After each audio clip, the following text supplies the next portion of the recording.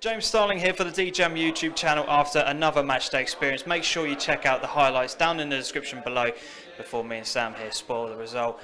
Sam, we've been talking a little bit off camera beforehand, before we started off this interview, but that was a horrible day in terms of conditions wise, but how did you see the match going? 3-2 loss, tough. Yeah, I'm obviously disappointed with that, especially after such a bright start, going 1-0 up. We haven't done that often this season. Lost more than we've won, as you can see from the table. So yeah, I was really pleased with the start that we got off to. But then, yeah, silly mistake, let them back in it at half time. And we sort of thought that Ransomes' hard work was done in the first half against the wind. Going in 1-1, they were probably we weren't unhappy, but they were probably happier with that.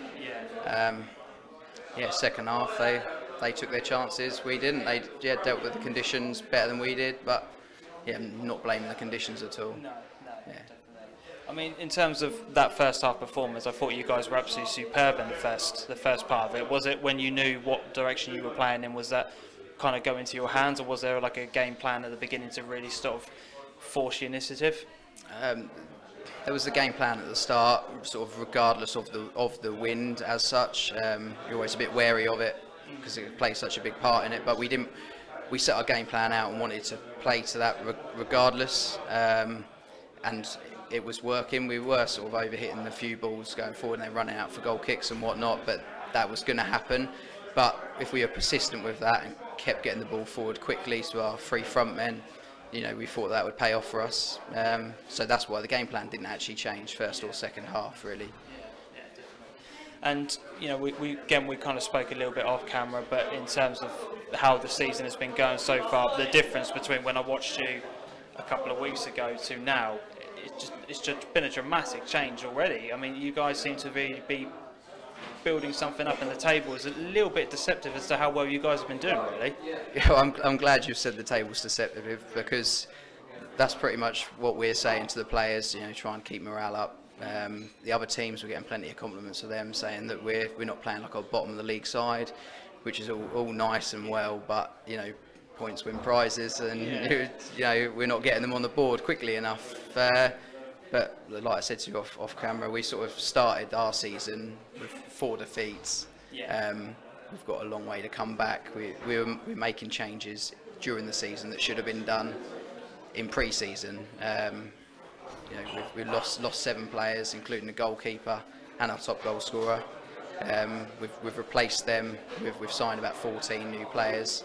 It's taken some time to gel, and we're just playing catch up, really. So I think if the season was to start again now with what we've got, I think it would be totally different. But obviously we can't, you know, rewind and start again, unfortunately. So do you feel that it's just a case of getting that first kind of win again, and then something will develop? Because as I said, that display did not look like a bottom of the table team. Yeah, we're hoping that sort of something clicks into gear, and once we've got one win, we'll get a bit of momentum. We're not a team that have got a winning mentality. We've lost more than we've won, so you don't get that confidence. You don't build that confidence. You know, when we go 1 up, we're not used to that feeling. We're more used to going a goal down, and at the start of the season, we'd go a goal down, and that would pretty much be game over for us. But we're slowly building on that. We're going 1-0 down, and we're managing to get back into the game, but we're not quite performing for the full 90 minutes. In each game, if we could pair bits of each game this season together, you know, we'd have some good performances. But we're either starting well and then dropping off, like we did today, got ahead and then dropped off. Sometimes we're going 1-0 down and then coming into the game, like last week, 2-0 down at half time. Second half, pulled it back to 2-2. So exactly. You know, if we paired today's first half with last week's second half, you know, we'd probably have 3 points in the bag today. But that's the thing, you know, you battled back against a very good Sporting team last week to get a point.